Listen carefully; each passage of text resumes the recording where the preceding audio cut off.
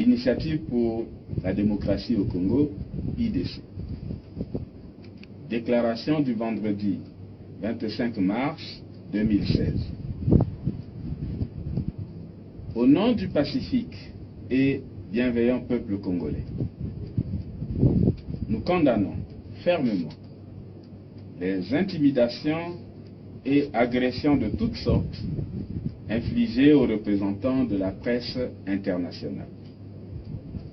Au nom de la République, nous présentons nos excuses aux journalistes victimes de cette atteinte inacceptable à la liberté d'informer.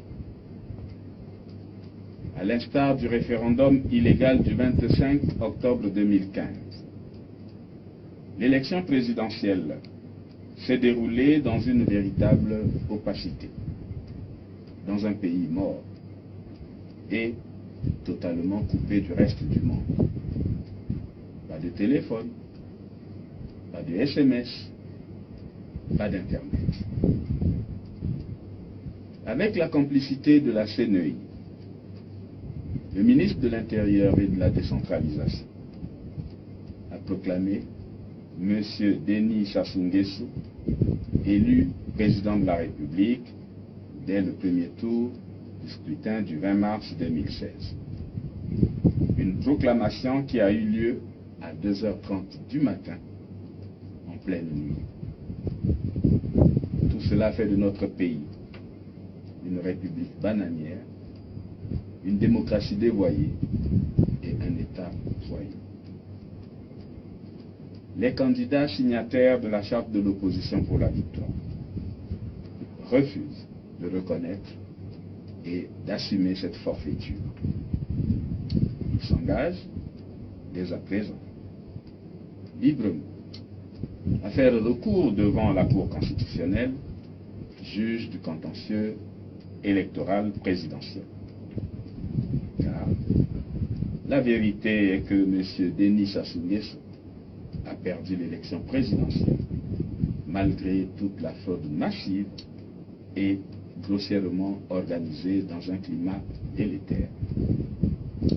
En définitive, les résultats en notre possession, collectés et traités par les directions de campagne de 5 candidats présidentiels, malgré toute la fraude massive et grossièrement organisée dans un climat délétère.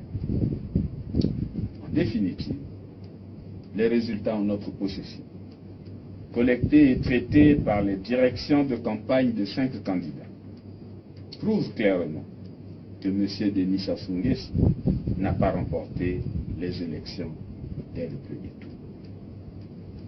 Président de fait depuis le coup d'État anticonstitutionnel du 25 octobre 2015, Denis Sassou Nguesso n'est plus président de la République à l'issue du scrutin du 20 mars 2016. La majorité républicaine, organisée autour des plateformes Trocade IDC et les candidats signataires de la charte de l'opposition pour la victoire, se félicitent des résultats de la CTE correspondant à la situation réelle sur le terrain. Nous engageons le peuple congolais à exercer pleinement sa souveraineté sur sa victoire démocratique à travers des actions reconnues par la loi, ville morte et autres grèves, meetings et marches pacifiques, jusqu'au respect du verdict des urnes. Dans ce contexte, nous demandons à l'ensemble du peuple congolais d'observer sur l'ensemble du territoire national la première opération Ville morte le mardi 29 mars 2016.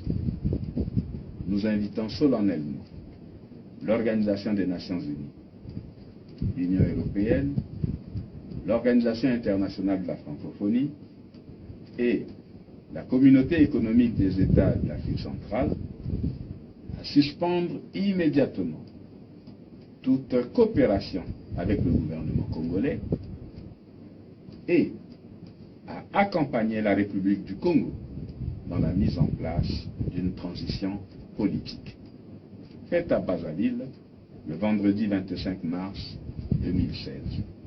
Les candidats signataires de la charte de l'opposition pour la victoire, Claudine Mounari, Guy Brice Parfait Kolela, Jean-Marie Michel Mokoko, André Okomi Salissa, Pascal Tchafi Mabiala. La coordination des plateformes FOCAD IDC.